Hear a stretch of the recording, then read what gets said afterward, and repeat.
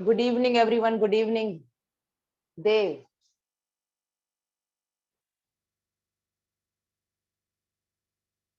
हमारे सभी को गुड इवनिंग। विकास, कोई बात नहीं देव, कोई दिक्कत नहीं। Good evening Awadhesh. तुम लोग पहले से टाइप करके रखते हो है ना, पहले से टाइप करके रख लेते हो। तनीषा, और कौन सा बच्चा? आयुष, संदीप। बेटा बहुत सारे बच्चों के नाम आ रहे हैं, पीछे भी कुछ रह जा रहे हैं। Danish, Swastik, Parth. Okay okay okay okay. खुशी,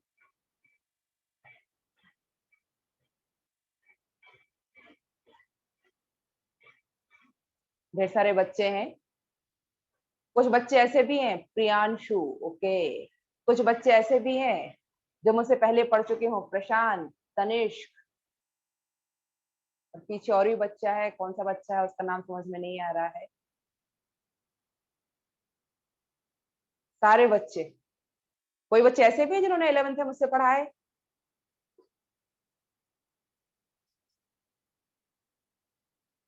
अच्छा, अभी कुछ पता नहीं है। चलो भाई, तो फिर मैं तुम्हें बता दूं।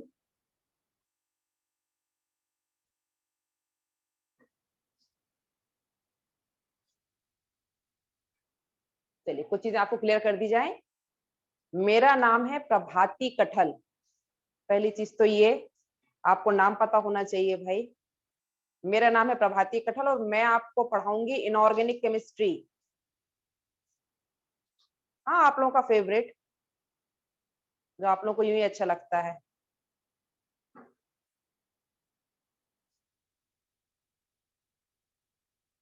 ठीक। हाँ, तो मेरा नाम है प्रभाती कठल। मैं आप लोगों को पढ़ाऊंगी इनऑर्गेनिक केमिस्ट्री। इनऑर्गेनिक केमिस्ट्री में क्या क्या पढ़ना है अपन को? स्टार्ट अपन कर रहे हैं केमिकल बॉन्डिंग के रिवीजन से। Chemical bonding. हाँ भाई लक्ष्य, गुड इवनिंग बेटा। तो अपन पढ़ने वाले हैं केमिकल बॉन्डिंग, रिवीजन करेंगे। आप लोग पढ़े हुए हैं, लेकिन फिर भी मैं आपको समझ के पढ़ाऊंगी कि आप लोग भूल चुके हैं। क्योंकि क्या है, 12th तक आते आते कई बार जो केमिकल बॉन्डिंग स्टार्टिंग में पढ़ते हैं बच्चे, दिमाग से निकल जाता है, और काफी इंपॉर्टेंट है, सब जानते हैं, वो बेस है। तो मैं आपको ये समझ के पढ़ाऊंगी कि आप लोग को भूल चुके हैं चीजों को। तो एक बार फिर से एक रिवीजन हो जाएगा, जो हमारे लिए इंपॉर्टेंट है वो हम सीख लेंगे। और जिसको कुछ नहीं आता है, अगर वो बच्चा भी ध्यान से पढ़ेगा, तो उसको केमिकल बॉन्डिंग सारा आ जाएगा। काफी इंपॉर्टेंट चैप्टर है। P block, D and F block, in fact coordination में भी इसके कंसेप्ट यूज होते हैं। काफी इंपॉर्टेंट चैप्टर है। तो सीख लेंगे अपन। जिनको नहीं आता है कि भाई 11th में हमने उस टाइम शुरुआत थी, लापरवाही रहती है बच्चों में कि भाई 10th में आए हैं, 10th से 11th में आए हैं, उतने अच्छे से नहीं पढ़ते हैं। लेकिन 11th के लास्ट लास्ट में बच्चों को समझ में आना शुरू हो जाता है कि नहीं यार, पढ़ना था, हमको बहुत जरूरत है इस चैप्टर की। तो उसके लिए अपन एक रिवीजन करें। उसके बाद अपन पढ़ेंगे कोऑर्डिनेशन।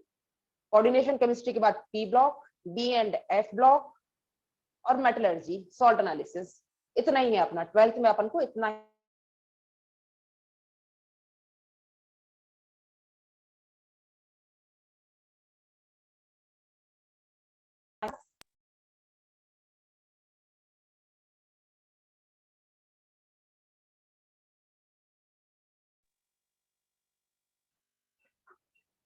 एक मिनट,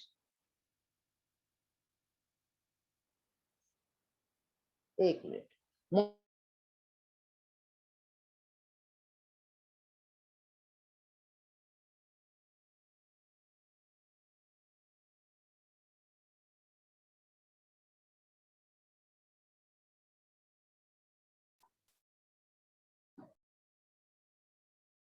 यस नो कुछ लिखकर भेजिए। मॉड्यूल है या नहीं है? ठीक है, तो साथ में मॉड्यूल सॉल्व करते जाना। और 11th का भी, 11th में भी आप लोगों को कहीं भी, हेलो बेटा, जिनके पास नहीं है, जिनके पास मैम 12th का नहीं है, ओके ओके ओके, तो जिनके पास 12th के मॉड्यूल नहीं है, मेरे नंबर पर मुझे बता देंगे।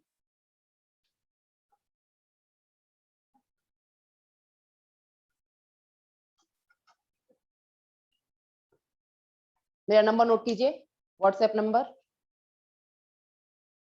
हाँ बिल्कुल बिल्कुल। अच्छा किसी के पास नहीं है?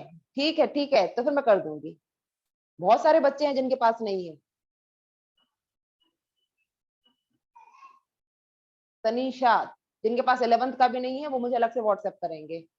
12th का मैं कर दूंगी, 12th का मैं कर दूंगी।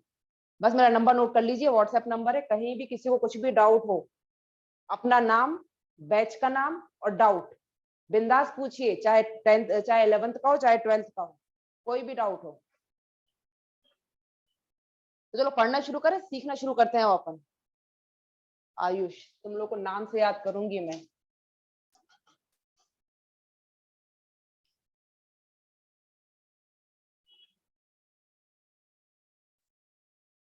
चलिए स्टार्ट करें अपन केमिकल बॉन्डिंग।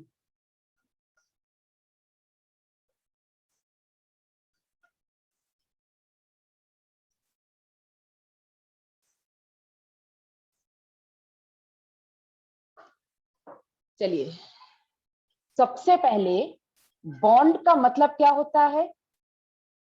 बॉन्ड का मतलब होता है force of attraction, force of attraction.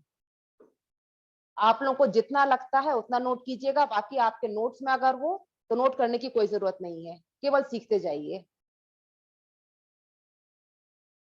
Shubham Pawar, मेरा नाम प्रभाती कठल है बेटा, प्रभाती कठल। मैंने अपना नंबर भी दिया है, जिन्होंने नंबर नोट नहीं किया है वो फिर से कर लें। 94067 94067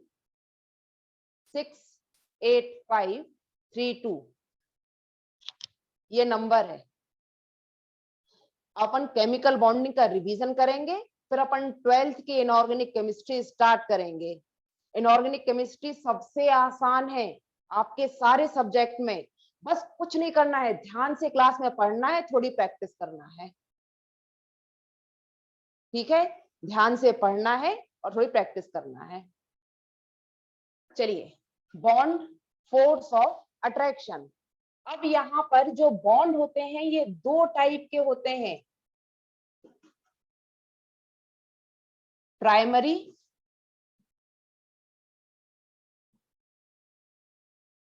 एंड सेकेंडरी। दो टाइप के बॉन्ड होते हैं, प्राइमरी एंड सेकेंडरी।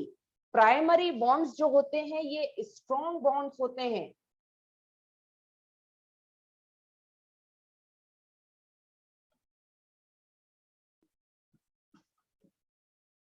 और ये रिस्पॉन्सिबल होते हैं मॉलिक्यूल फॉर्मेशन के लिए, रिस्पॉन्सिबल फॉर मॉलिक्यूल फॉर्मेशन। जैसे जैसे H2O बना, तो H2O में ये जो कोऑर्डिनेट सॉरी ये जो कोवलेंट बॉन्ड है इसको अपन कहते हैं प्राइमरी बॉन्ड। ये कहलाएंगे प्राइमरी बॉन्ड, क्योंकि इसके कारण बॉन्ड फॉर्मेशन हुआ है। इसके टाइप होते हैं आयनिक, कोवलेंट, मेटेलिक। कई बार कोऑर्डिनेट भी लिख देते हैं, कोऑर्डिनेट भी कोवलेंट का ही टाइप होता है। और सेकेंडरी बॉन्ड्स क्या होते हैं? ये थोड़े वीक होते हैं, कंपैरेटिवली वीक बॉन्ड्स होते हैं। इनको अपन वॉन्डरवॉल फोर्सेस भी कहते हैं, वॉन्डरवॉल फोर्सेस। और इसके एग्जाम्पल होते हैं LDF, Debye, Keesom. Hydrogen bonding भी आती है इसमें। बस इतना पढ़ना है हमको, केमिकल बॉन्डिंग में हमको केवल इतना पढ़ना है। प्राइमरी बॉन्ड क्या है, सेकेंडरी बॉन्ड क्या है। प्राइमरी बॉन्ड अगर आयनिक कोवलेंट होते हैं तो आयनिक बॉन्ड क्या है, कोवलेंट बॉन्ड क्या है, इनको हम कैसे एक्सप्लेन कर सकते हैं। तो ये अपना एक इंट्रोडक्शन हो गया कि हमें क्या क्या पढ़ना है।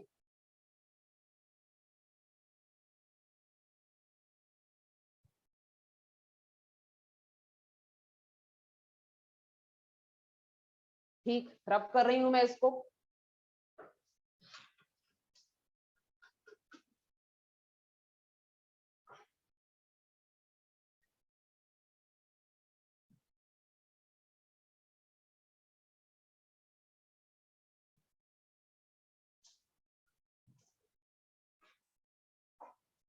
अब हम शुरू कर रहे हैं प्राइमरी बॉन्ड्स।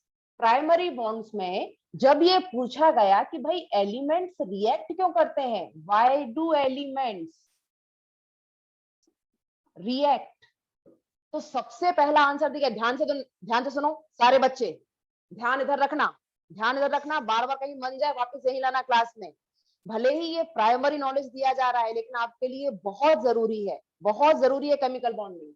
जब ये पूछा गया कि एलिमेंट रिएक्ट ही क्यों करते हैं, ठीक है, आपने एलिमेंट्स डिस्कवर किए, उनको अरेंज किया, पीरियोडिक टेबल बनाई, अब नेक्स्ट क्वेश्चन है कि आपस में रिएक्ट क्यों कर रहे हैं। तो पहला जो सेटिस्फैक्टरली आंसर था that was given by Lewis and कॉसेल।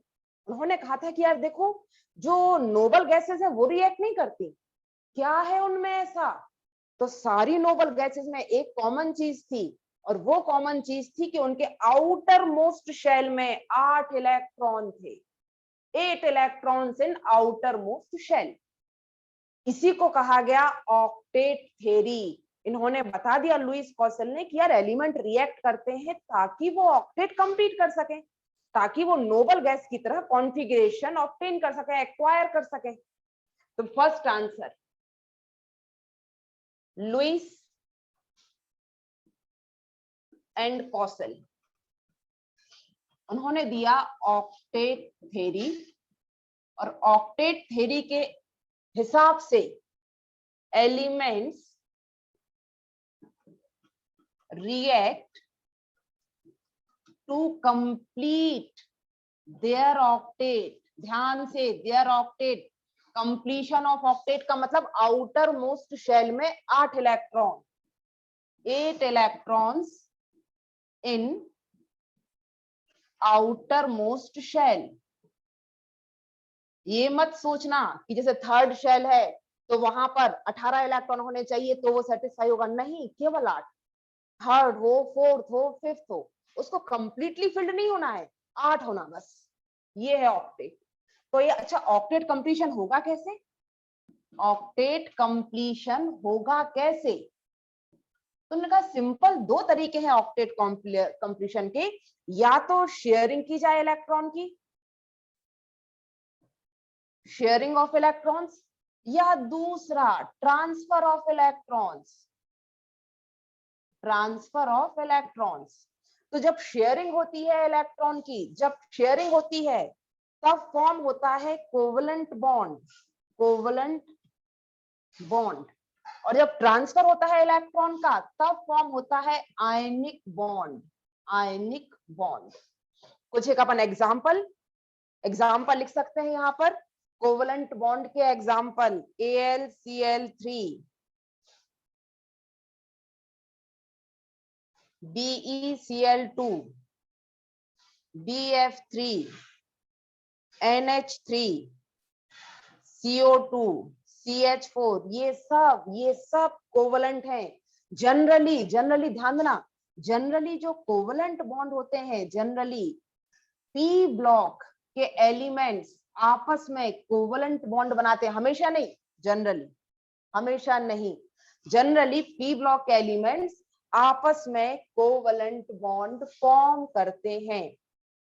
ठीक है, समझ में आया। तो अब अपन एग्जांपल लिख रहे हैं आयनिक कंपाउंड का। आयनिक कंपाउंड के हमने 1-2 एग्जांपल देखे। AlF3, ध्यान दो, दोनों पी ब्लॉक के हैं। मयंक, बिल्कुल बिल्कुल बिल्कुल सही समझे तुम। जो पी ब्लॉक के एलिमेंट है आपस में, जैसे बोरॉन, फ्लोरीन, पी ब्लॉक के हैं, तो ये आपस में जब बॉन्ड फॉर्म करेंगे तो कॉमनली ये बनाते हैं कोवलेंट। जैसे कार्बन, खैर हाइड्रोजन का तो जगह ही तय नहीं है, कार्बन ऑक्सीजन आपस में बनाएंगे। Non metals, you can say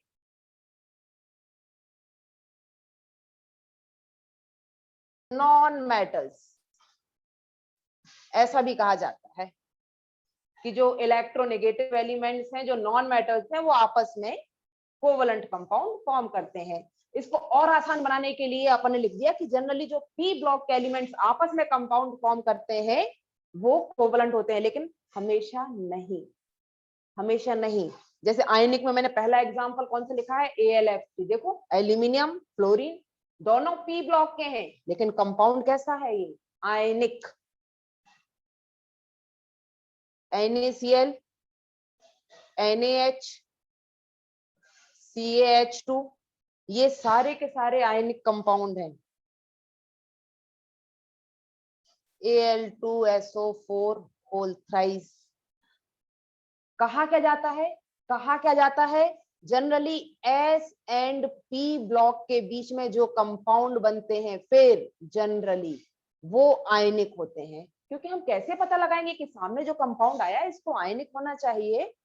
ma'am non metal हमेशा कोवलेंट बॉन्ड बनाएंगे। नॉन मेटल्स आपस में जनरली कोवलेंट ही बनाते हैं। नॉन मेटल्स आपस में कोवलेंट, मेटल और नॉन मेटल आपस में आयनिक जनरली। एस में क्या है, मेटल्स, पी में मेटल, नॉन मेटल, मेटलॉइड सभी हैं। तो जनरली मेटल्स और नॉन मेटल्स आपस में मिलके ionic compound. Metals and non metals. ठीक है, क्लियर हुआ? ये एक जनरल अपन ने लिख लिया।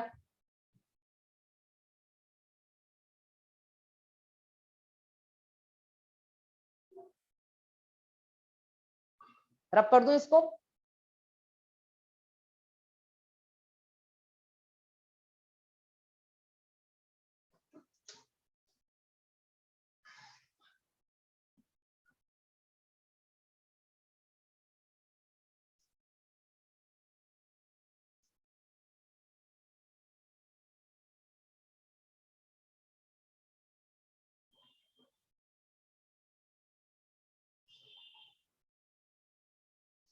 अब एक छोटी सी बात मैं और बता रही हूँ आपको, थोड़ा सा डिफरेंशिएट कर दें प्रॉपर्टीज को। आयनिक कंपाउंड और कोवलेंट कंपाउंड की प्रॉपर्टीज को थोड़ा डिफरेंशिएट कर रहे हैं। 2-3 मिनट लगेगा लेकिन वो इंपॉर्टेंट है। कोवलेंट कंपाउंड और आयनिक कंपाउंड, इनकी अगर अपन प्रॉपर्टीज देखें तो फर्स्ट प्रॉपर्टी मैं लिख रही हूं जैसे conductivity.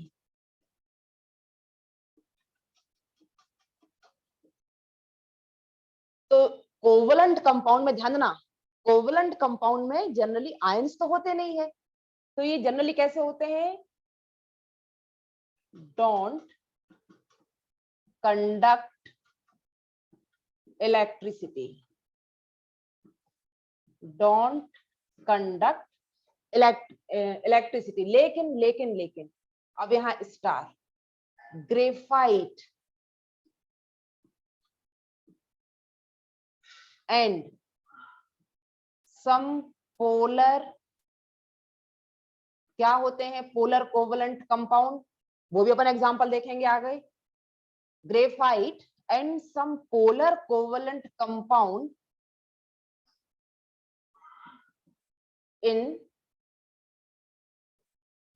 aqueous state conduct electricity।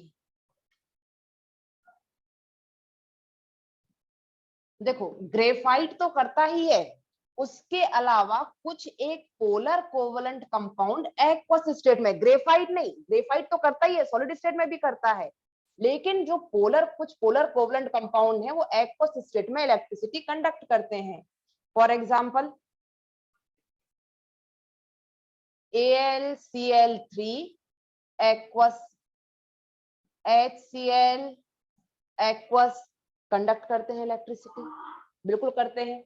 Ionic compound ये तो कंडक्ट करते ही हैं, पर ध्यान देना, ध्यान देना, या तो एक्वस स्टेट में या तो मोल्टन स्टेट में। क्योंकि मूवमेंट जो है, इलेक्ट्रिसिटी का कंडक्शन का मतलब क्या है, मूवमेंट ऑफ आयन। ध्यान से सुनो, मूवमेंट ऑफ आयन। तो आयंस का मूवमेंट कब होगा, जब हमारा कंपाउंड मोल्टन स्टेट में हो या आपने उसको पानी में डाल दिया हो। पानी में आयंस फ्री हो जाते हैं मूव करने के लिए। तो conduct electricity in molten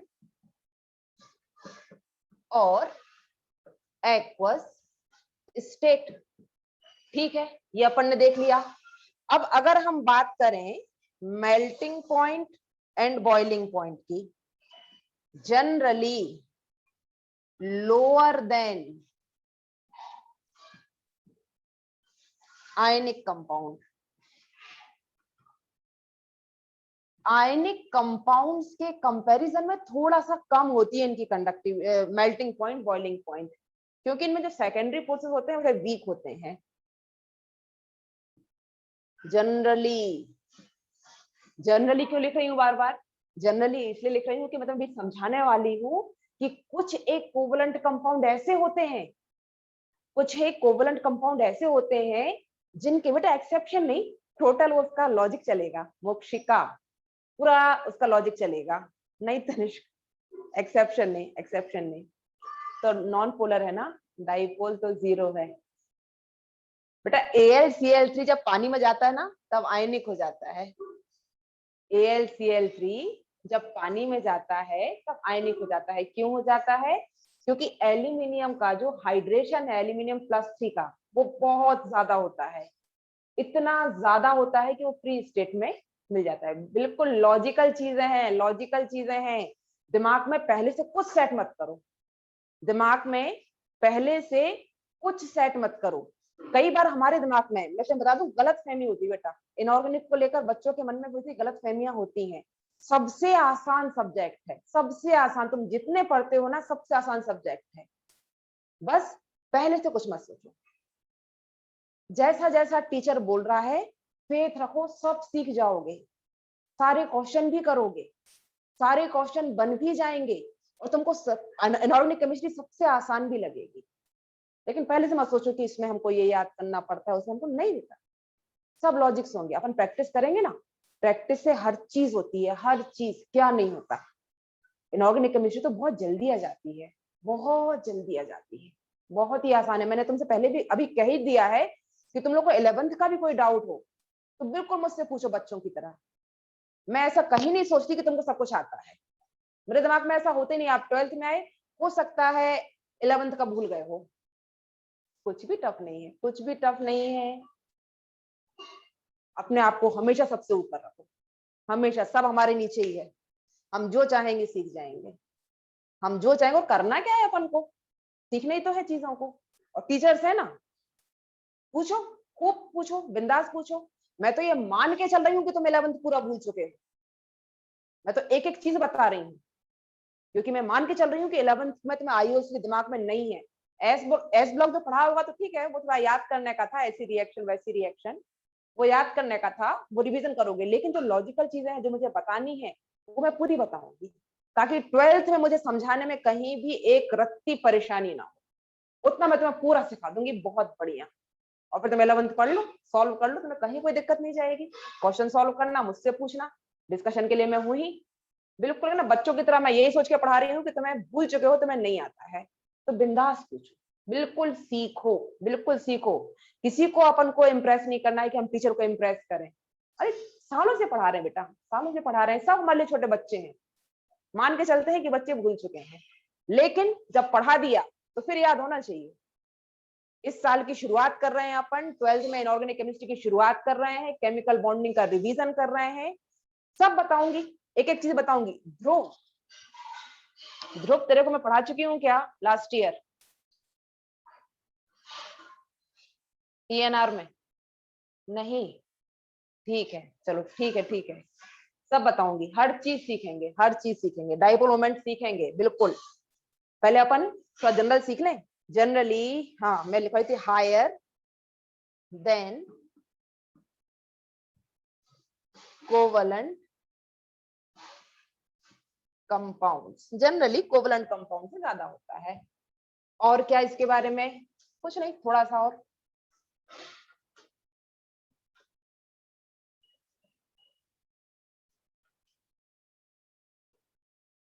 covalent bond directional and rigid सीखोगे। डायरेक्शनल अभी सिखाऊंगी मैं तुम्हें, इसलिए शो आइसोमेरिज्म। आइसोमेरिज्म कौन शो करते हैं? जो डायरेक्शनल और रिजिड बॉन्ड होते हैं वो आइसोमेरिज्म शो करते हैं। सीखेंगे अभी अपन चीजों को। अभी तो ABCD चल रही है, याद करो इनको कि हाँ फैक्ट है, ठीक है, समझ में आया नहीं आया, जितना आ रहा है अपन थोड़ा सा याद कर रहे हैं चीजों को, जैसे ABCD याद करते हैं ना वैसे फिर अपन सब सीखेंगे।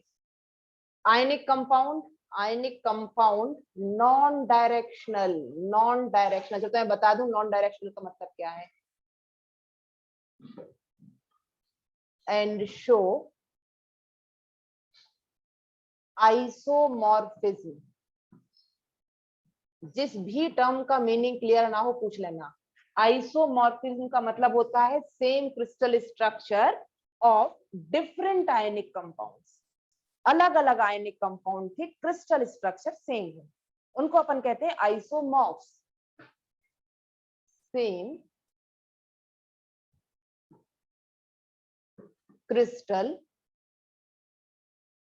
स्ट्रक्चर ऑफ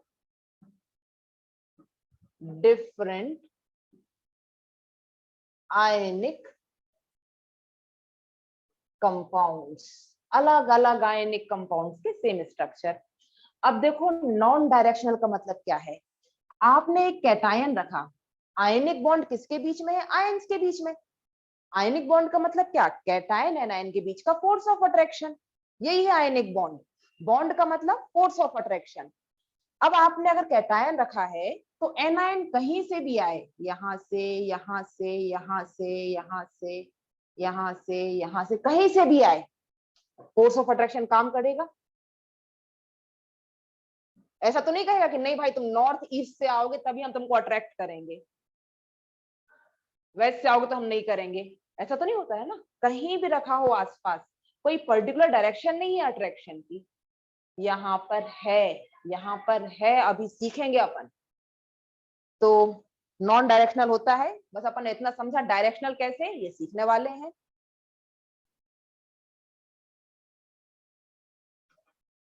फोर्थ,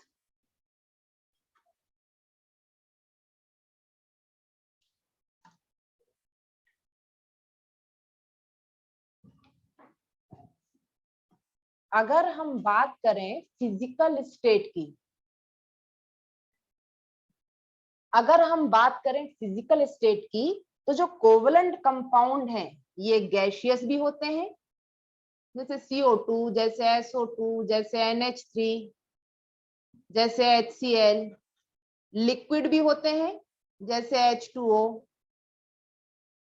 जैसे ईथर, जैसे बेंजीन। और ये सॉलिड भी होते हैं। और सॉलिड मैम आइसोमॉर्फिज्म, एक मिनट बेटा किसी ने कुछ पूछा है, let me check. Ma'am isomorphism थोड़ा है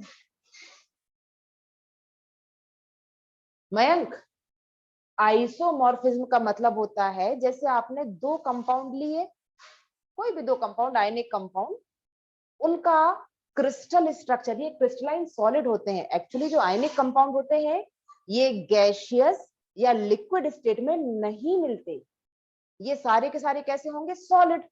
तो सॉलिड जब स्टेट तुमको पढ़ाया जाएगा, अभी अभी पढ़ोगे तुम लोग फिजिकल केमिस्ट्री में, सॉलिड स्टेट नाम का चैप्टर है, तो उसमें तुम पढ़ोगे कि जो आयनिक कंपाउंड है इनके अलग अलग टाइप के क्रिस्टल स्ट्रक्चर होते हैं, BCC, HCC, CCP, तरह तरह के स्ट्रक्चर पढ़ोगे तुम, 6-7 टाइप के पढ़ोगे स्ट्रक्चर। तो जब दो आयनिक कंपाउंड के क्रिस्टल स्ट्रक्चर एक जैसे हो तो उसको अपन कहते हैं आइसोमॉर्फिज्म, उनको कहेंगे आइसोमॉर्फ्स। क्लियर, क्लियर, ठीक।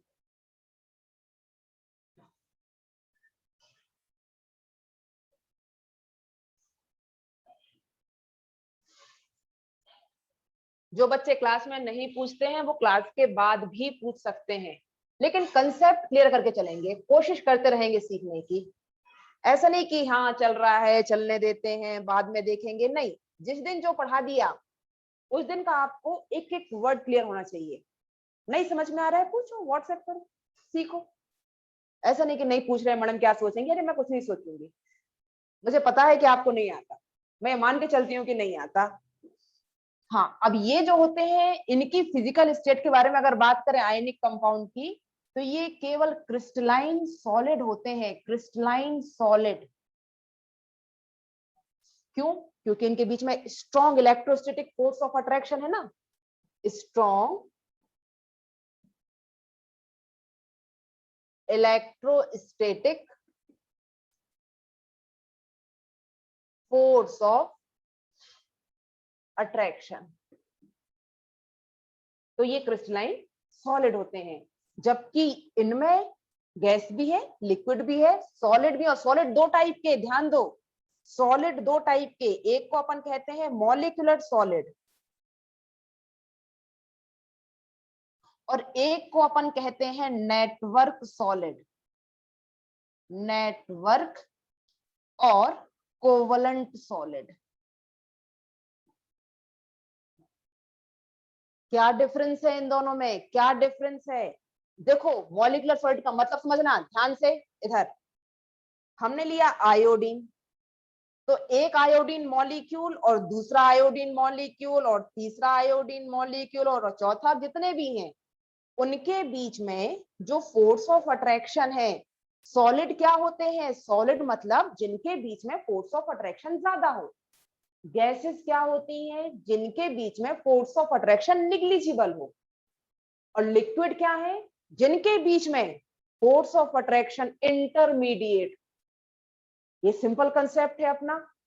हमने कहा मॉलिक्यूलर सॉलिड, मॉलिक्यूलर सॉलिड मतलब वही जो सीखा है, मॉलिक्यूल्स के बीच में जो फोर्स ऑफ अट्रैक्शन है ये सेकेंडरी है। देखो डैश लाइन से शो करते हैं ना, ये सेकेंडरी है, पता है ना, सेकेंडरी फोर्सेस वीक होते हैं। तो जो मॉलिक्यूलर सॉलिड है वो सॉलिड तो है, सॉलिड तो है, लेकिन फिर भी कंपैरेटिवली इनके बीच में जो फोर्स ऑफ अट्रैक्शन है वो कैसे होते हैं? Weak, weak van der Waal, weak van der Waals force of attraction, weak van der Waal force of attraction है इनके बीच में। इसका मतलब क्या? गरम करो आप आयोडीन को, गरम करोगे ये सबलाइम है, सबलाइम हो जाता है, सब्लिमेशन शो करेगा, फटाफट गैस में कन्वर्ट हो जाएगा। क्यों? फटाफट टूटते हैं, जरा सा हीट करो, ये जरा जो बॉन्ड ना, जो वीक बॉन्ड है, फटाफट टूट जाते हैं। तभी तो इनके मेल्टिंग पॉइंट, बॉइलिंग पॉइंट कम होते हैं। क्या लिखा था अपन ने अभी कि कोवलेंट कंपाउंड के मेल्टिंग पॉइंट, बॉइलिंग पॉइंट कम होते हैं। क्यों होते हैं कम? वीक वॉन्डरवॉल फोर्स काम कर रहे हैं, जबकि यहां पर strong electrostatic force of attraction, तो इनके मेल्टिंग पॉइंट, बॉइलिंग पॉइंट ज्यादा होते हैं। अब काम की बात, अब काम की बात। आपने दिमाग में सेट कर लिया कि आयनिक कंपाउंड के एमपीबीपी ज्यादा होते हैं कोवलेंट से, लेकिन जैसे ही नेटवर्क सॉलिड आया, चिल्ला के कहता है आवाज नीचे। क्या होते हैं नेटवर्क सॉलिड? मैं यहाँ रब कर रही हूँ, यहाँ समझा रही हूँ आपको नेटवर्क सॉलिड।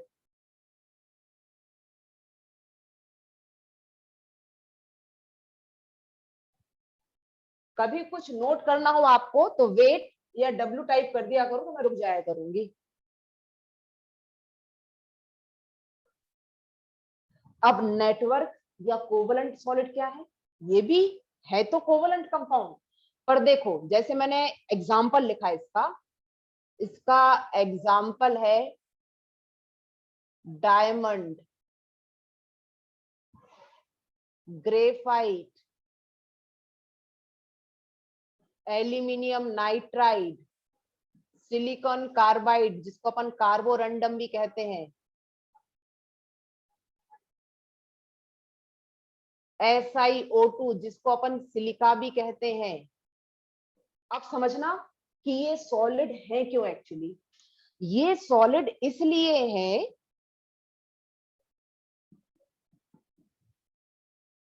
ये कोई सेकेंडरी बॉन्डिंग के कारण सॉलिड नहीं है।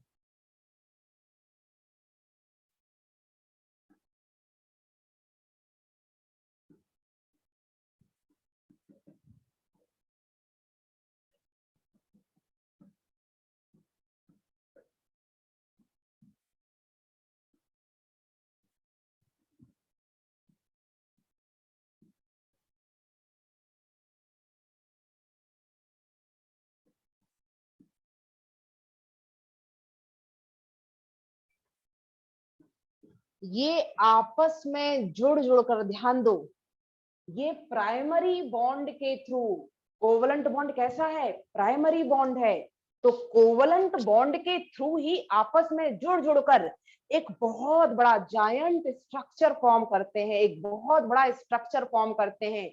इस कारण ये सॉलिड हैं। ये सेकेंडरी बॉन्ड के कारण सॉलिड नहीं है कि आपके बीच में weak van der Waals force, आहा, इनका स्ट्रक्चर ही इतना बड़ा बना हुआ है कि सॉलिड फॉर्म में दिख रहे हैं आपको।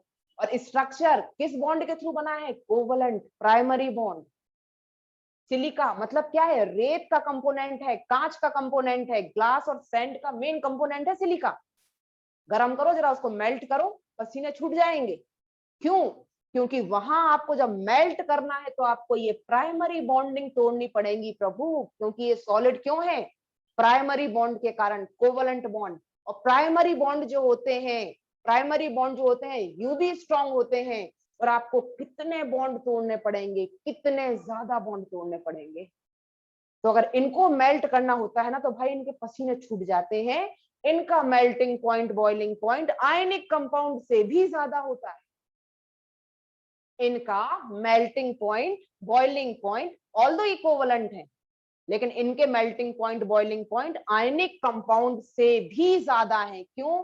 क्योंकि बहुत सारे प्राइमरी बॉन्ड हमको ब्रेक करने पड़ेंगे अगर हमें मेल्ट करना है तो। Is it very clear? समझ में आया ये बात? ठीक ठीक ठीक।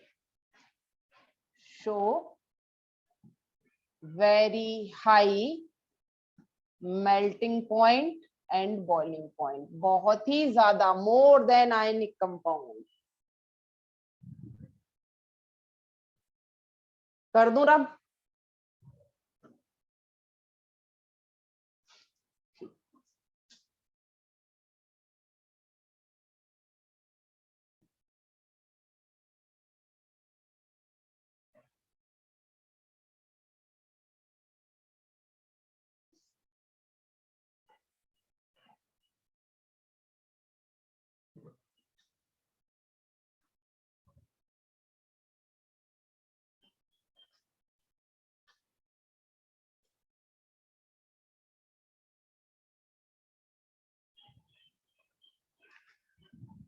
चलिए अब स्टार्ट करते हैं अपन explanation of covalent bond through Lewis octet theory, through Lewis octet theory. अब जरा बात समझना, अब जरा बात समझना। लुईस ऑक्टेट थ्योरी हम पढ़ रहे हैं, ठीक है, हमें पता है ऑक्टेट कंप्लीट होना चाहिए आउटर मोस्ट में, ये है कंडीशन। इसमें क्वेश्चन किस टाइप के बनते हैं, अगर हमें क्वेश्चन सामने आ गया कि यार इस टाइप के क्वेश्चन बनते हैं तो हम उसको इस हिसाब से पढ़ेंगे। क्वेश्चन क्या पूछा जाता है, इस पे ध्यान दो।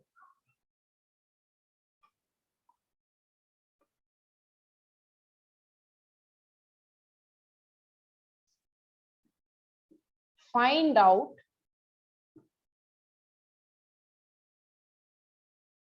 formal charge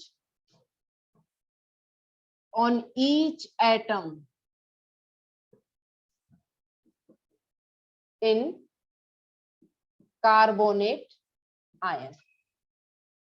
हर एक ऑक्सीजन एटम पर, हर एक मतलब ऑक्सीजन और कार्बन पर, हर एक एटम पर फॉर्मल चार्ज कितना है। तो क्या है ये फॉर्मल चार्ज? अगर अपन को आता है तो ठीक है, लेकिन मैं तो मान के चल रही हूँ ना कि आप भूल चुके हो, तो मैं तो एक बार आपको समझाऊंगी कि इस टाइप के क्वेश्चन कैसे सॉल्व करते हैं। ध्यान देना, जब भी फॉर्मल चार्ज का क्वेश्चन आता है, जब भी फॉर्मल चार्ज का क्वेश्चन आता है, सबसे पहले हमें क्या करना होता है, हमको लुईस डॉट स्ट्रक्चर फॉर्म करना होता है। First form Lewis dot structure. क्या है भाई लुईस डॉट स्ट्रक्चर? क्या है लुईस डॉट स्ट्रक्चर? तो लुईस डॉट स्ट्रक्चर, सिंपली समझना मेरी बात, वैलेंस शेल इलेक्ट्रॉन लो, वैलेंस शेल इलेक्ट्रॉन, और उसको इस तरीके से डिस्ट्रीब्यूट करो कि सबका ऑक्टेट कंप्लीट हो जाए, बस इतना करना है। Completion of octet, completion of octet with the help of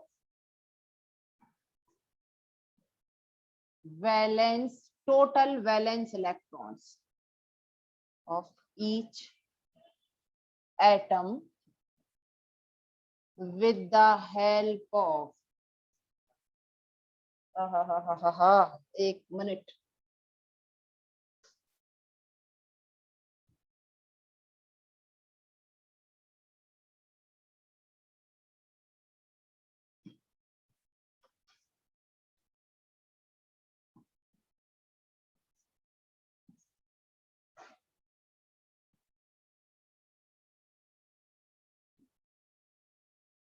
valence electrons. चलो करते हैं, कोशिश करते हैं, ट्राई करते हैं। हमारे पास है कार्बोनेट आयन। कार्बोनेट आयन में हमने देखा कि टोटल वैलेंस इलेक्ट्रॉन कितने हैं। टोटल वैलेंस इलेक्ट्रॉन काउंट करके बताइए, टोटल वैलेंस इलेक्ट्रॉन कितने हैं। कार्बन के आउटर मोस्ट में 4, ऑक्सीजन के आउटर मोस्ट में 6, 2 एक्स्ट्रा,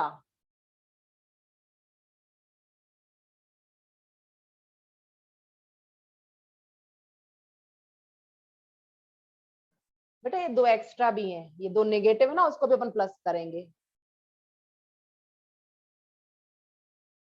ठीक ठीक, गलत करो कोई डजंट मैटर, करो, बस करना जरूरी है। गलत करो सही करो, करो।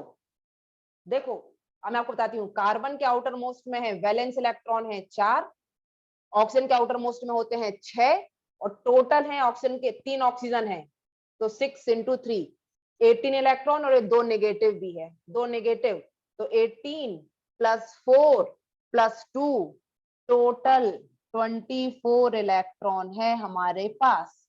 कितने हैं? 24 इलेक्ट्रॉन। ध्यान देना, ध्यान देना।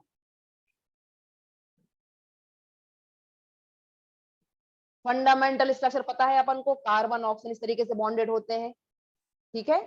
फंडामेंटल स्ट्रक्चर पता है, कार्बन और ऑक्सीजन इस तरीके से बॉन्डेड होते हैं। अब हमने क्या किया, हमको 24 इलेक्ट्रॉन की हेल्प से इन चारों एटम के, ये ए, ये बी, इसको डी कर देते हैं क्योंकि सी तो पहले से ही है अपने पास। इन तीनों ऑक्सीजन और कार्बन, इन तीनों ऑक्सीजन और कार्बन का ऑक्टेट कंप्लीट करना है। तो हो सकता है आप लोग हर एक को 8 इलेक्ट्रॉन दे देते हैं। हाँ बेटा देते हैं, बिल्कुल देते हैं। 1 2 3 4 5 6, 1 2 3 4 5 6, 1 2 3 4 5 6, तो 18 19। अच्छा, एक बॉन्ड मतलब 2 इलेक्ट्रॉन, सभी को पता है ना, एक बॉन्ड मतलब 2 इलेक्ट्रॉन।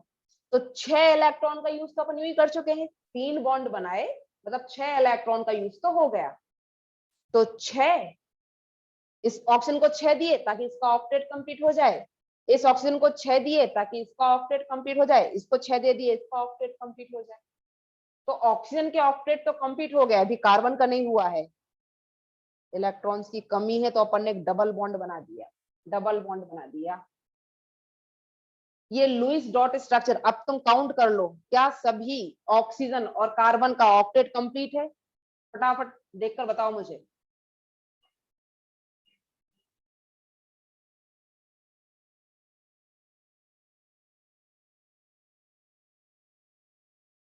ठीक है, ठीक ठीक, ओके ओके ओके ओके, ठीक है, मतलब सभी का ऑक्टेट कंप्लीट हो गया। जब सभी का ऑक्टेट कंप्लीट हो गया, मैम क्या हम ए को भी डबल, हाँ किसी को भी बना लो बेटा, किसी को ही बना लो, ए बी डी किसी को ही बना लो, डजंट मैटर एट ऑल। हाँ अब जरा ध्यान से सुनना मेरी बात।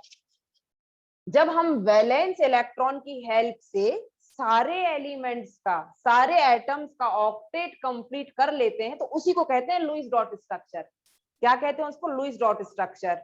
इतना क्लियर हुआ? इतना क्लियर हुआ?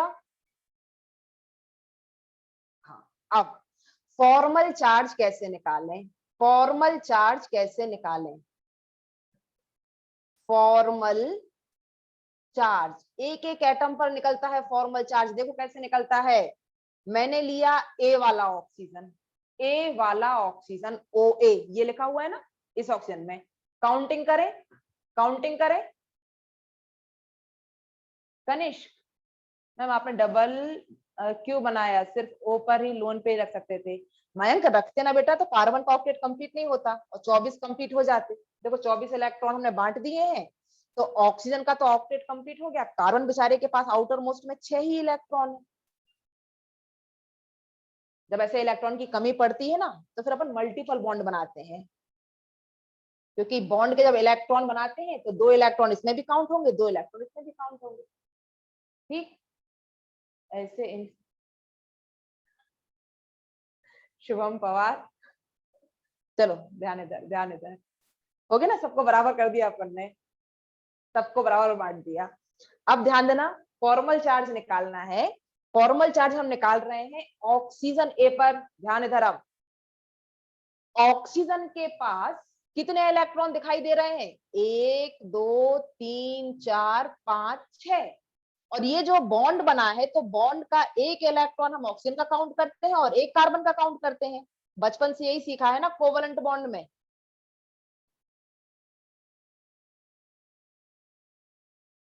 कि जो कोवलेंट बॉन्ड बना तो एक इलेक्ट्रॉन ऑक्सीजन का, एक इलेक्ट्रॉन कार्बन का। क्लियर, बहुत बढ़िया। देखो अब काउंट करो तो मुझे इसकी वैलेंस शेल में 1 2 3 4 5 6 7 इलेक्ट्रॉन दिखाई दे रहे हैं, 7 इलेक्ट्रॉन लुईस डॉट स्ट्रक्चर में। ऑक्सीजन ए पर कितने इलेक्ट्रॉन दिखाई दे रहे हैं, 7। क्या सभी को 7 इलेक्ट्रॉन दिख रहे हैं, 6 और 1 7, 7 इलेक्ट्रॉन इन वैलेंस शेल। बहुत खूब, बहुत बढ़िया, बहुत बढ़िया। तो हाँ शेयर है ना बेटा, शेयर है, तो अपन जैसे शेयर करेंगे तो शेयर अपन ने सीखा है ना कि एक इलेक्ट्रॉन इसका होता है, एक इलेक्ट्रॉन इसका होता है। शेयरिंग में अपन ने सीखा है ना, एक कार्बन का जो डबल बॉन्ड जो भी बनता है बॉन्ड, एक कार्बन का इलेक्ट्रॉन एक ऑक्सीजन का इलेक्ट्रॉन, कोवलेंट बॉन्ड ऐसे बनाते हैं, शेयरिंग ऐसे ही करते हैं अपन।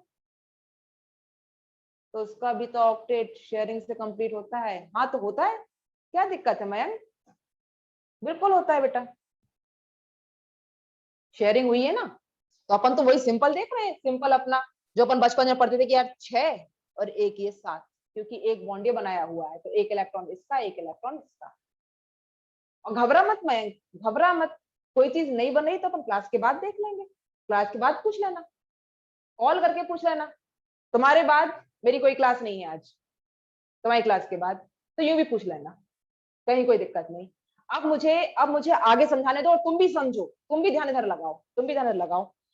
6 काउंट किए और एक ये इलेक्ट्रॉन, 7 हो गए, 7 7 इलेक्ट्रॉन हो गए। फ्री स्टेट में कितने होते हैं, फ्री स्टेट में कितने होते हैं, 6। फ्री स्टेट में आउटर मोस्ट में कितने होते हैं, फ्री स्टेट में आउटर मोस्ट में 6 होते हैं। अभी कितने दिख रहे हैं, 7। अभी कितने दिख रहे हैं, 7, मतलब एक इलेक्ट्रॉन एक्स्ट्रा दिख रहा है तो इस पर -1 चार्ज होगा, इस पर -1 चार्ज होगा, क्योंकि एक एक्स्ट्रा दिख रहा है। और बिल्कुल ऐसा ही ओबी पर भी होगा, यहां भी हमें 7 दिख रहे हैं। क्लियर, चलिए चलिए ऑक्सीजन पर आते हैं, ऑक्सीजन डी पर। यहां पर कितने दिख रहे हैं, 1 2 3 4 5 6, बिल्कुल बिल्कुल शुभम, फ्री स्टेट के रिस्पेक्ट में काउंट करते हैं। श्रेयांशी 1 2 3 4 5 6, बहुत खूब कनिष्क, समझ में आ गया तुमको, 0 फॉर्मल चार्ज जाएगा। क्यों, क्योंकि फ्री स्टेट में भी 6 होते हैं और अभी भी हमको 6 दिख रहे हैं, फ्री स्टेट में भी 6 होते हैं, अभी भी हमको 6 दिख रहे हैं। ठीक है, चलो कार्बन पे बताओ कितना चार्ज जाएगा, कार्बन पर ट्राई करो, ट्राई सब आ जाएगा।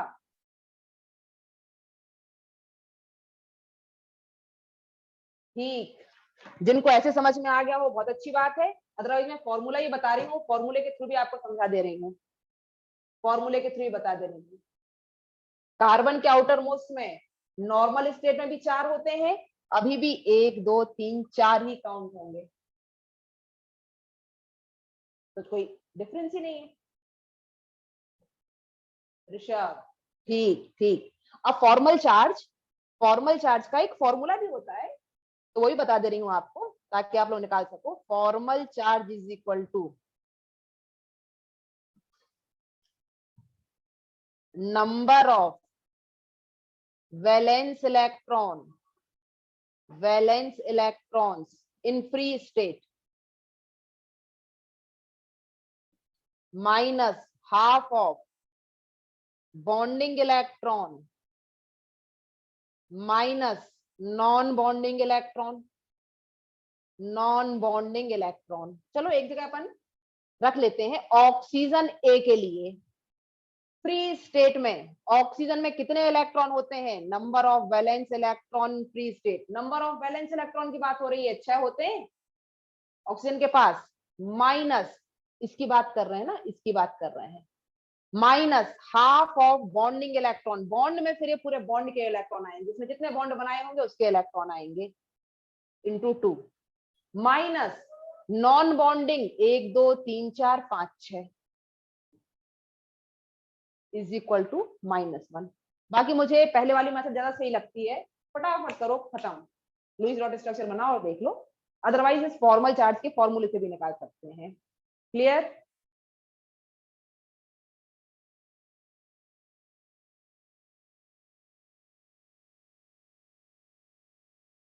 आज जरूर खोलना अपने नोट्स, 11th के नोट्स जरूर खोलना।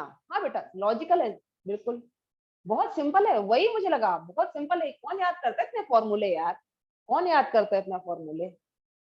मुझे क्या है, मुझे तो एक ही सब्जेक्ट पढ़ाना है, मैं तो खंगाल चुकी हूँ इसको एकदम। एक एक साल में 10 10 15 15 बार एक ही चीज बच्चों को पढ़ाती हूँ, तो सपने में भी पूछोगे तो बता दूंगी।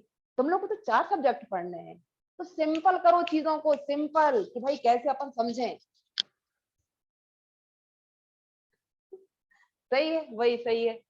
हाँ, और मैं कह रही हूँ कि नोट्स जरूर पढ़ना, नोट्स खोलना, इसके बारे में लिखा हुआ है तुम्हारे नोट्स में, नोट्स जरूर पढ़ना, और कोई दिक्कत आए तो मुझसे डाउट पूछना। चलिए आगे बढ़ते हैं अपन। तो ऑक्टेट रूल से पहली चीज तो ये हो गई। Second question,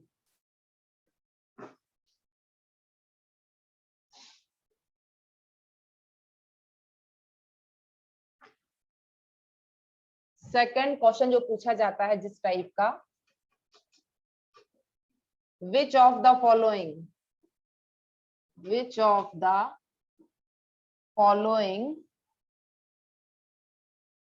don't follow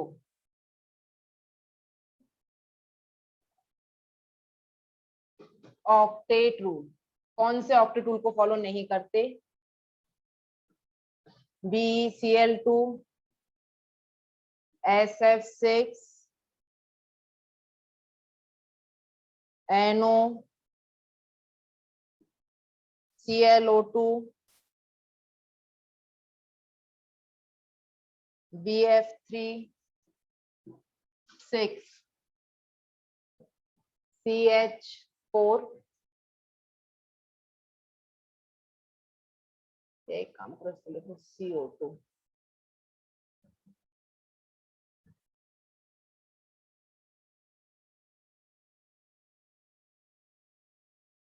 carbon monoxide. कौन ऑक्टेट रूल को फॉलो नहीं करता? पता है इसका आंसर कैसे दे जाते हैं? इसका आंसर ऐसे दिया जाता है कि जिसका अपन लुईस डॉट स्ट्रक्चर फॉर्म नहीं कर पाते वो ऑक्टेट रूल फॉलो नहीं करता। जिसका लुईस डॉट स्ट्रक्चर नहीं बनेगा, ये तो तुम्हें याद आने लगा होगा ये सब देखकर। कुछ तो इतने सिंपल रहते हैं कि बच्चों को यूं ही याद रहते हैं। चलो बताओ, BeCl2 यस और नो, Y और N फॉलो करता है या नहीं?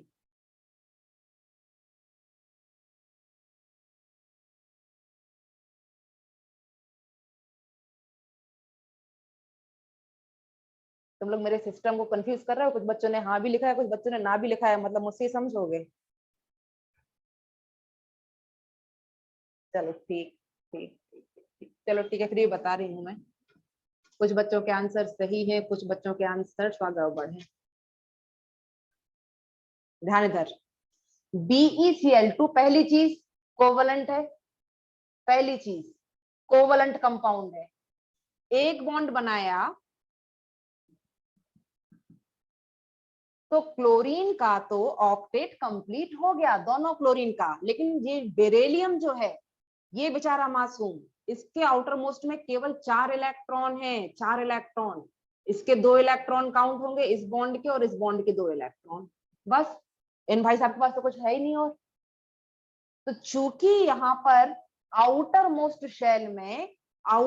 शेल में केवल 4 इलेक्ट्रॉन है बेरिलियम के, तो ये फॉलो नहीं करता, which of the following don't follow octet rule, तो ये भाई साहब फॉलो नहीं करते, इनके पास 8 से कम इलेक्ट्रॉन है, इसको अपन कहते हैं हाइपोवैलेंट, हाइपोवैलेंट इलेक्ट्रॉन डेफिशिएंट, ये फॉलो नहीं करता। SF6 सेकेंड, SF6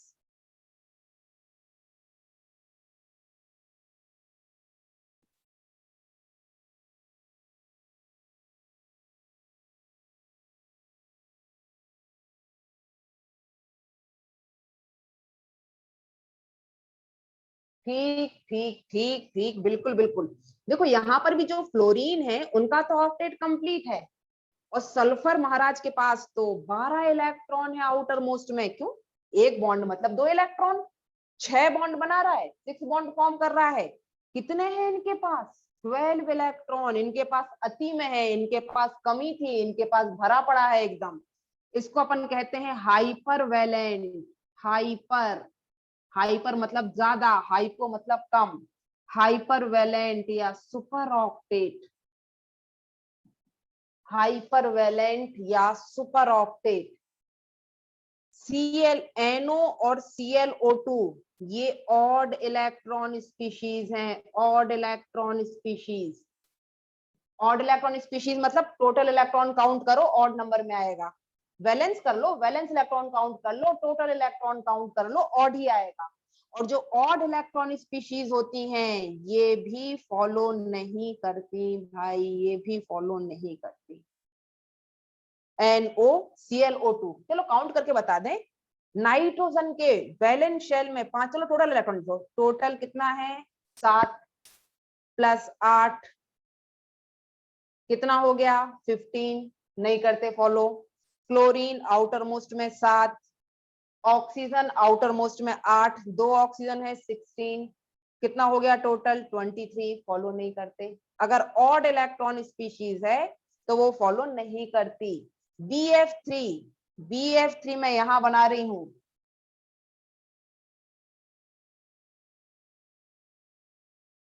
अब तुम मुझे बताओ क्या ये फॉलो करता है, नहीं करता है, तो क्या है, ऑड इलेक्ट्रॉन स्पीशीज है, हाइपरवैलेंट है, हाइपोवैलेंट है, क्या है ये BF3, या करता है फॉलो?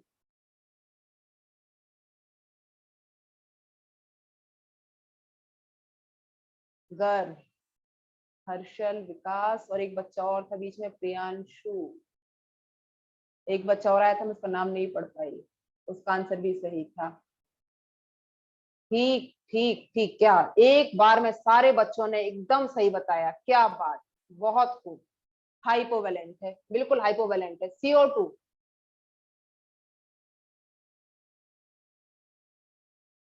हाँ ये हाइपोवैलेंट है, आप CO2 पर आ जाइए।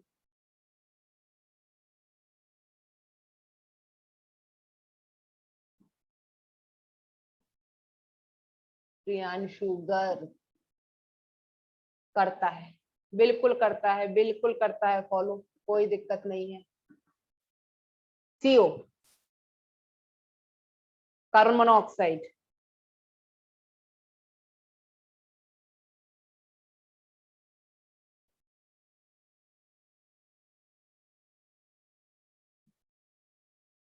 हो तन्मय, तन्मय,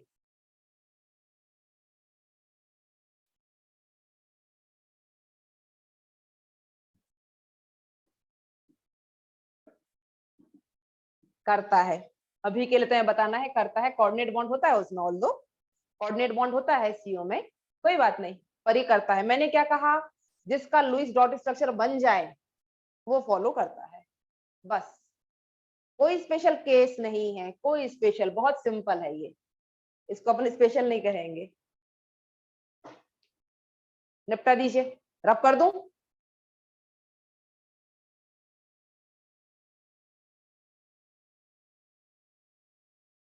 हाँ, तो जहां ये फॉलो नहीं करते, ये सब ऑक्टेट रूल के, ये सब ऑक्टेट रूल के एक्सेप्शन है। एक्सेप्शन मतलब फॉलो नहीं करते, लिमिटेशन है। कनिष्क, BeCl2, बेरिलियम के आउटर मोस्ट में 2 इलेक्ट्रॉन, बेरिलियम के आउटर मोस्ट में 2 इलेक्ट्रॉन, एक एक बॉन्ड बन गया Cl के साथ। तो अब इसके आउटर मोस्ट में 4 इलेक्ट्रॉन, 8 नहीं है, 4 है, इसलिए ऑक्टेट रूल को फॉलो नहीं करता।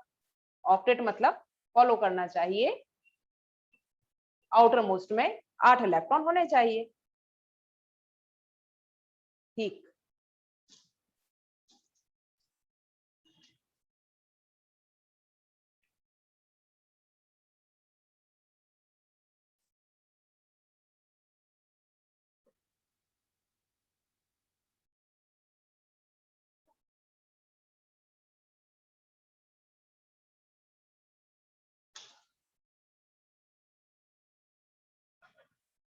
इनऑर्गेनिक तो आपका बस जैसे चुटकियों का खेल हो जाएगा, बस करते जाओ उसको। मैम CO में बट यूजुअली ऑक्सीजन 3 बॉन्ड नहीं बनाते हैं, फिर भी नहीं बेटा, कोऑर्डिनेट बॉन्ड बनता है उसमें, कोऑर्डिनेट बॉन्ड बनता है एक्चुअली, ऑक्सीजन से कार्बन की तरफ कोऑर्डिनेट बॉन्ड, उसको भी अपन कोवलेंट ही मानते हैं। कोऑर्डिनेट बॉन्ड एक्चुअली एक टाइप का कोवलेंट बॉन्ड ही है, वो भी पढ़ाऊंगी मैं।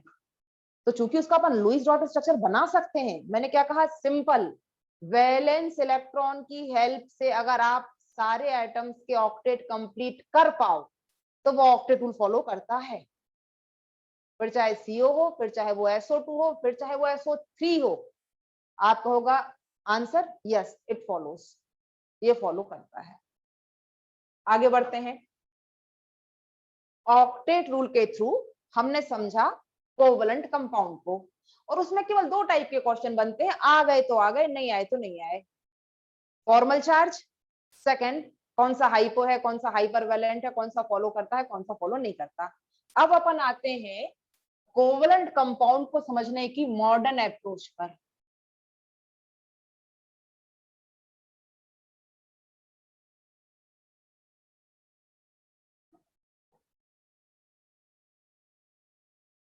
कोवलेंट बॉन्ड की जो मॉडर्न अप्रोच है, it is based on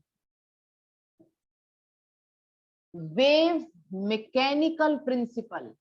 wave mechanical principle क्या है? Wave mechanical principle, wave mechanical principle के हिसाब से इलेक्ट्रॉन को वेव माना गया है। इलेक्ट्रॉन को क्या माना गया है? वेव। इसके अंडर में अपन 2 थ्योरीज पढ़ने वाले हैं, valence bond theory, VBT, and molecular orbital theory. ये दोनों अप्रोच एडवांस अप्रोच मानी जाती हैं। दोनों थ्योरीज काफी अच्छी हैं, काफी चीजें अपन एक्सप्लेन कर देते हैं, काफी चीजें। VBT MOT, molecular orbital theory, valence bond theory. Start कर रहे हैं VBT, रब कर रही हूं मैं, स्टार्ट कर रहे हैं VBT।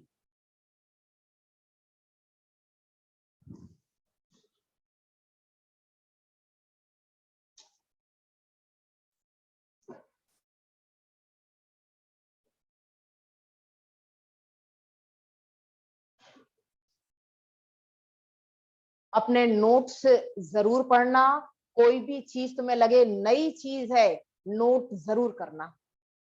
स्क्रीनशॉट खींच के रख मत लेना, स्क्रीनशॉट से जो तुम्हें लगे कि तुम्हें छापना है अपने नोट्स में, तुरंत उसको नोट कर लेना। ऐसा नहीं कि हाँ कर लेंगे कर लेंगे कर लेंगे, ऐसे कभी कुछ नहीं होता। आज के आज कर लेना ये काम, आज के आज, बिल्कुल। अब अपन शुरू कर रहे हैं VBT। VBT समझते हैं इन्होंने क्या कहना चाहा है, इन्होंने क्या कहना चाहा है। किसने दी थी, क्या दी थी? हिटलर लंदन ने दी थी, सिजवेक पावेल ने इसको थोड़ा सा इम्प्रूव किया था, इसका कोई मतलब नहीं है, समझ लेते हैं थ्योरी। पहली चीज इन्होंने क्या कहा, पहली चीज मैं तो, ठीक है बेटा, कोई दिक्कत नहीं, कोई दिक्कत नहीं। VBT में पहली चीज क्या कही थी उन्होंने? उन्होंने कहा था बॉन्ड्स आर फॉर्म। बॉन्ड्स कैसे बनते हैं? देखो हमारी बात क्या हो रही है, हम पढ़ रहे हैं केमिकल बॉन्डिंग। हमारी बात केवल इतनी है कि यार ये बॉन्ड कैसे बनते हैं, ये जो एलिमेंट्स एटम है ये साथ साथ में क्यों है, इनके बीच में फोर्स ऑफ अट्रैक्शन क्या है, ये बात चल रही है। तो बॉन्ड के बारे में ही सारी बातें हो रही हैं। तो valence bond theory, valence bond theory मतलब वैलेंस शेल ही पार्टिसिपेट करने वाली है बॉन्ड फॉर्मेशन में। पहली चीज तो ये समझ लो, वैलेंस बॉन्ड थ्योरी का मतलब क्या? वैलेंस शेल पार्टिसिपेट करने वाली है। तो फर्स्ट यही है, bonds are formed due to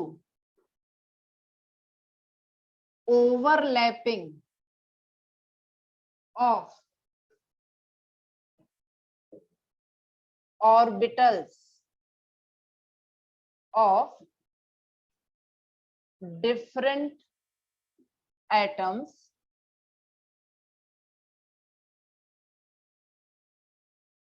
present in valence shell. क्या मतलब हो गया? क्या कह दिया गया आपसे? देखो आपसे ये कहा गया है, सिंपल समझना, आपसे ये कहा गया है कि O2 बना, O2 बना, तो ऑक्सीजन के बीच में ये दो बॉन्ड है, ऑक्सीजन के बीच में दो बॉन्ड है। तो ऑक्सीजन का जब कॉन्फ़िगरेशन लिखते हो 2 6 ऐसा लिखते हो। वैलेंस शेल में 6 इलेक्ट्रॉन है, वैलेंस शेल में 6 इलेक्ट्रॉन है। तो यहाँ पर जो वैलेंस शेल के ऑर्बिटल्स हैं, एक ऑक्सीजन और दो ऑक्सीजन, यहाँ पर ओवरलैपिंग हुई है। बॉन्ड मतलब ओवरलैपिंग। कितने बॉन्ड हैं? दो बॉन्ड हैं, मतलब दो ओवरलैपिंग हुई है। दोनों ऑक्सीजन के ऑर्बिटल्स के बीच में ओवरलैपिंग हुई है। कितनी ओवरलैपिंग? दो ओवरलैपिंग हुई है।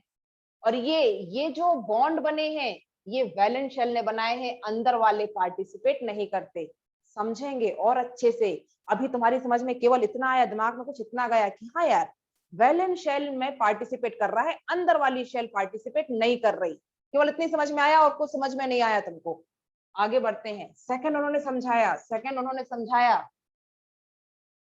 बिल्कुल सब बताऊंगी बेटा कनिष्क, एक एक चीज इतनी क्लियर होगी ना कि तुम लोग को मजा आ जाएगा।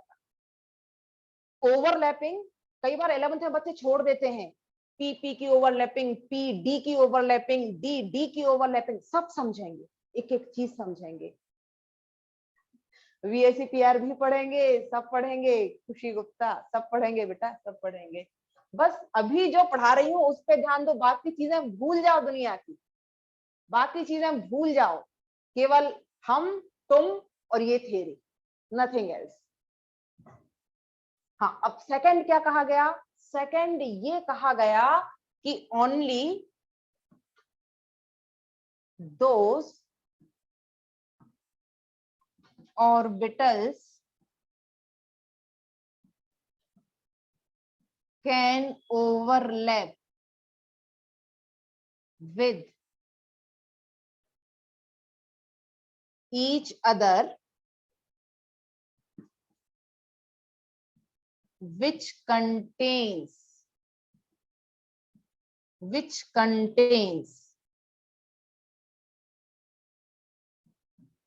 unpaired electrons with opposite spin। ये क्या मतलब है यार? ये क्या कह दिया? बहुत शानदार बात कही है, बहुत नॉर्मल बात कही है उन्होंने। देखो उन्होंने क्या कहा, मैं O2 बनाती हूँ, तुमको ये पता है जो सिंगल बॉन्ड है वो सिग्मा बॉन्ड होता है, जो सेकंड होता है वो पाई होता है। ये अपने रटा होगा, ये अपन ने रटा होगा पहले।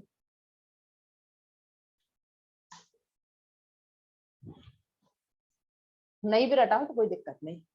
अब तुम ध्यान दो, मैंने एक ऑक्सीजन एटम लिया, उसकी वैलेंस शेल ली, वैलेंस शेल सेकंड शेल है ना, 2s2 2p4 ऐसे इलेक्ट्रॉन फिल होंगे।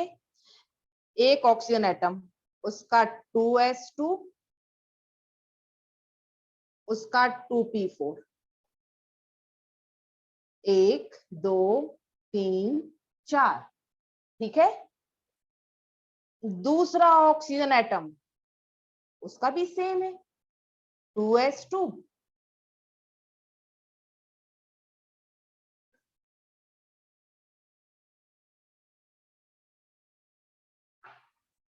2p4।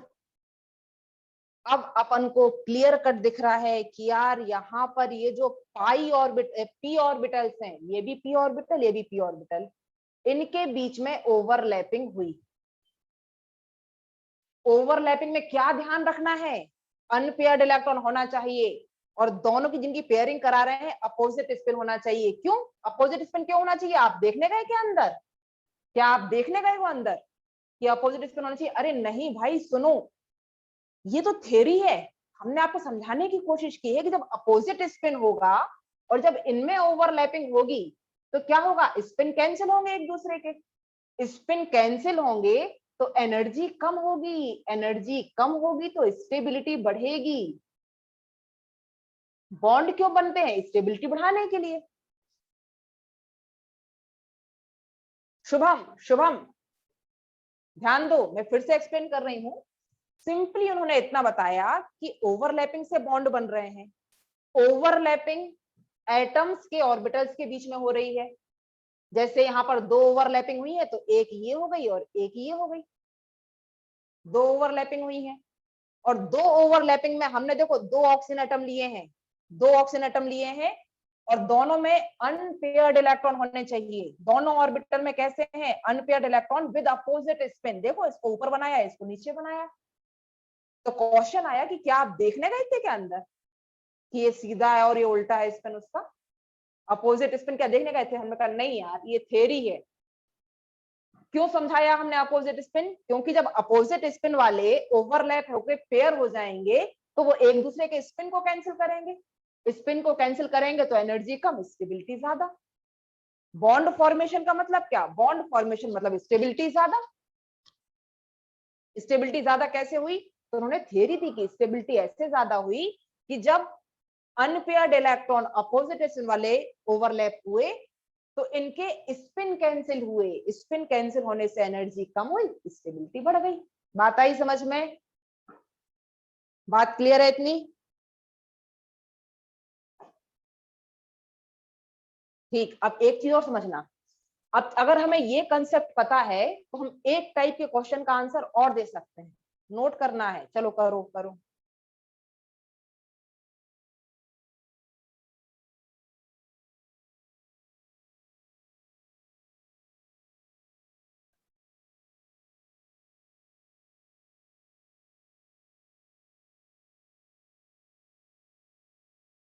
Noted.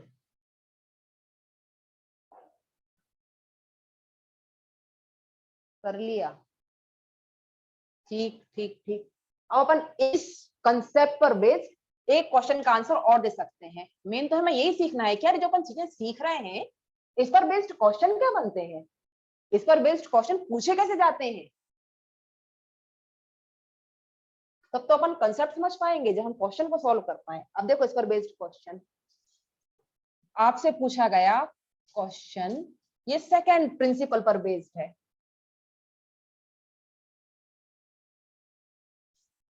Find out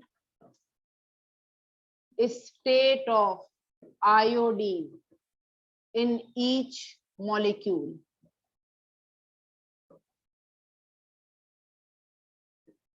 First ICl, second ICl3, third IF5, fourth IF7।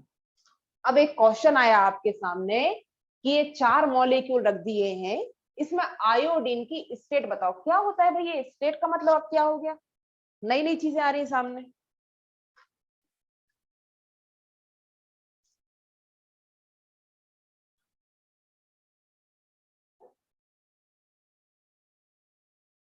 तो हमने कहा यार सिंपल है, सिंपल है। यहां पर आयोडीन एक बॉन्ड बना रहा है, यहां पर आयोडीन तीन बॉन्ड बना रहा है, यहां पर आयोडीन पांच बॉन्ड बना रहा है,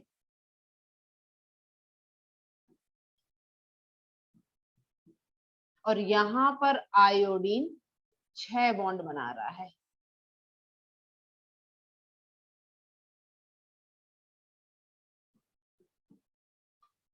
सात बॉन्ड बना रहा है, सॉरी सात बॉन्ड बना रहा है। जब आयोडीन एक बॉन्ड बना रहा है तो उसके पास एक अनपेयर्ड होना चाहिए। जब आयोडीन एक बॉन्ड बना रहा है तो उसके पास एक अनपेयर्ड होना चाहिए। ये सीखे हम। उसने ज्यादा बॉन्ड बनाए मतलब वो ज्यादा स्टेबल, मतलब वो नहीं बेटा, ये तो अपन एलडीएफ से भी कह सकते हैं, ये तो अपन एलडीएफ से भी कह सकते हैं, पढ़ाऊंगी मैं कि साइज ज्यादा है तो एलडीएफ ज्यादा है इसलिए वो सॉलिड है। ऐसा ऐसा अपन वैसा नहीं कहेंगे, स्टेबिलिटी से फिजिकल स्टेट को रिलेट नहीं करेंगे। यहां पर 3 अनपेयर्ड, कितने बॉन्ड? 5 bond, 5 unpaired, 7 unpaired. ये चीज तो क्लियर हुई या नहीं हुई? सेकंड पोस्टुलेट यही कहता है, एक बॉन्ड बनाया, एक अनपेयर्ड। आयोडीन ने 3 बॉन्ड बनाए तो आयोडीन के पास 3 अनपेयर्ड। क्लोरीन के पास एक ही अनपेयर्ड चलेगा क्योंकि हर क्लोरीन एक ही बॉन्ड बना रहा है, तो क्लोरीन के पास एक अनपेयर्ड होना चाहिए और आयोडीन के पास यहाँ 3 अनपेयर्ड होने चाहिए। यहाँ आयोडीन के पास 5 अनपेयर्ड होना चाहिए, यहाँ आयोडीन के पास 7 अनपेयर्ड होना चाहिए। ये क्लियर हुआ या नहीं? ये क्लियर है या नहीं सभी को? जितने बॉन्ड उतने अनपेयर्ड इलेक्ट्रॉन। बहुत खूब, बहुत बढ़िया, यही बस। ये है सेकंड पोस्टुलेट। अगर ये समझ में आ गया तो सेकंड पोस्टुलेट समझ में आ गया। बस बेटा, ये सेकंड पोस्टुलेट समझना था।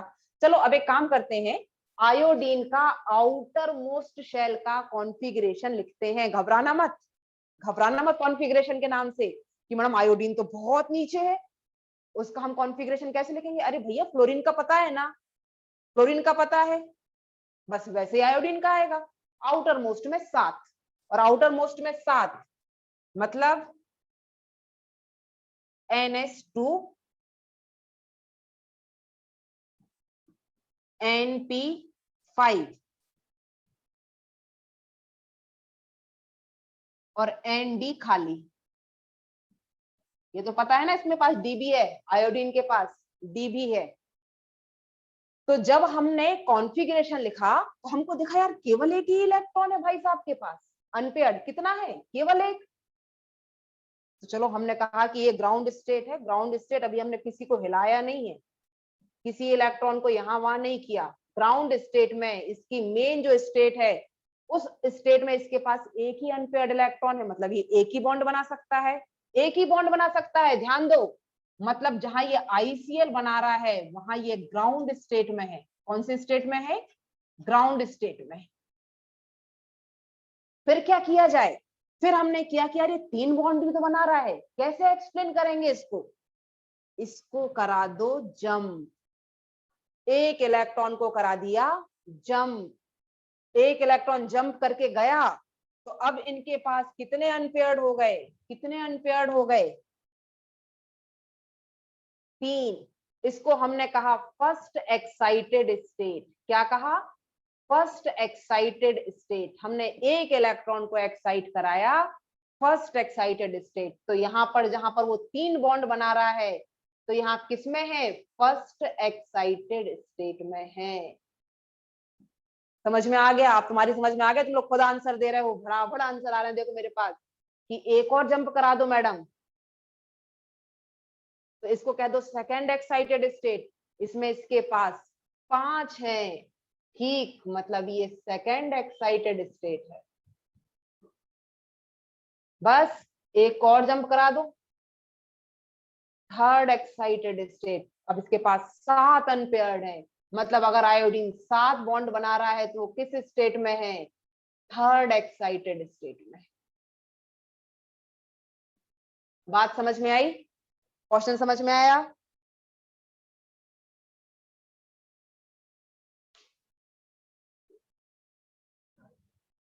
तो अभी अपने पार्टी शुरू कर दी है, बाकी की पार्टी नेक्स्ट क्लास में कंटिन्यू करते हैं।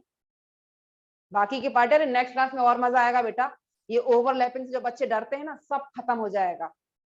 कॉन्फ़िगरेशन, कॉन्फ़िगरेशन बेटा जैसा फ्लोरीन का कॉन्फ़िगरेशन वैसा ही क्लोरीन, ब्रोमीन, आयोडीन सबका कॉन्फ़िगरेशन, अपन जो एक ग्रुप में रखते हैं ना एलिमेंट्स को, उन सबके outermost shell configuration same रहते हैं।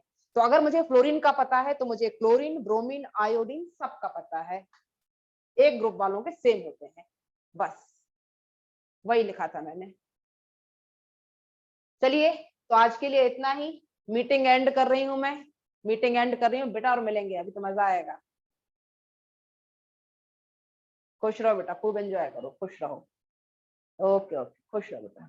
मीटिंग एंड, अरे रे रे, ठीक बेटा, ठीक है ठीक है, मैं एंड कर रही हूँ, मीटिंग एंड कर रही हूँ। ओके ओके बेटा, बाद में तो लोग फिर से कर लेना, लास्ट क्लास के लिए फिर से शामिल हो जाना मीटिंग में। Okay, bye bye.